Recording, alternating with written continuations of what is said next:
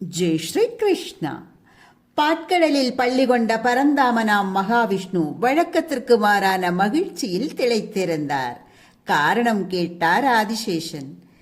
ஆடல் வல்லான் சிவபெருமான் திருவாதிரை நாளென்று நடராசராக ஆடிய திருத்தாண்டவமே தன் மகிழ்ச்சிக்கு காரணம் என்றார் பரமபதநாதன். நாராயணனையே மகிழ்ச்சியில் ஆழ்த்திய சிவபெருமானின் ஆனந்த தாண்டவத்தை காண பூமியில் பதஞ்சலி முனிவராக அவதரித்தார் ஆதிசேஷன். கடுமையான தவம் இருந்த ஆதிசேஷன் முன் தோன்றிய சிவபெருமான், உன்னை போலவே வியாக்கிரபாதரும் என்னை காண தவம் இருக்கிறார், நீங்கள் இருவரும் தில்லை வாருங்கள் என்று கூறி மறைந்தார்.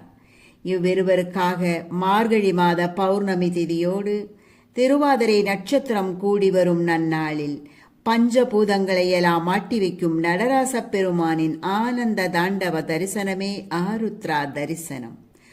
ஆருத்ரா என்ற வடமொழி சொல்லுக்கு தமிழில் ஆதிரை என்று பொருள். அத்தோடு திரு என்ற அடைமொழி சேர்த்து திருவாதுரை என்றானது.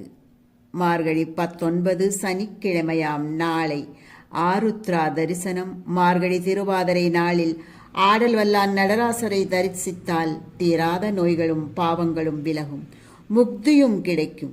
சூடிக் கொடுத்த சுடற்கொடியால் அருளிய திருப்பாவையிலிருந்து இதோ 18ஆம் பாசுரம். இன்று மார்கழி 18ஆம் நாள். உந்து மதக்களிற்றன் ஓடாத தோல்வலியன் நந்த கோபாலன் மருமகளே நப்பின்னாய், கந்தம் கமழும் குழலி கடை திறவாய், வந்தெங்கும் கோழி அமைந்தன காண், மாதவி பந்தல் மேல் பல்கால் குயிலினங்கள் கூவின காண், பந்தார் விரலி உண்மை துணன் பேர் பாட, செந்தாமரை கையால் சீரார் வளை ஒலிப்ப வந்து திறவாய், மகிழ்ந்தேலோரெம்பாவா.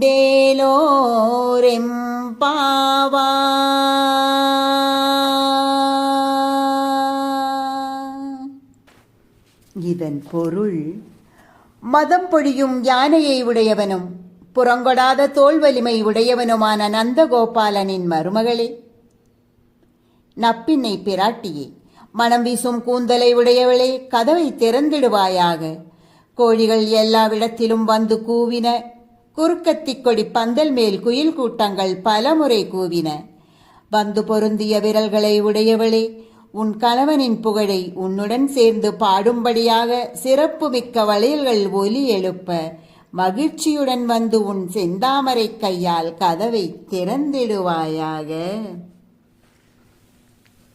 நேற்று கண்ணனை துயில் எழுப்பிய கோபியர்கள் முதலில் நப்பின்னையை எழுப்பியிருக்க வேண்டும், பின்னர் கண்ணனை எழுப்புவதுதான் முறை என்று உணர்ந்து அவளை எழுப்புவதாக அமையப்பெற்ற பாசுரம் இது.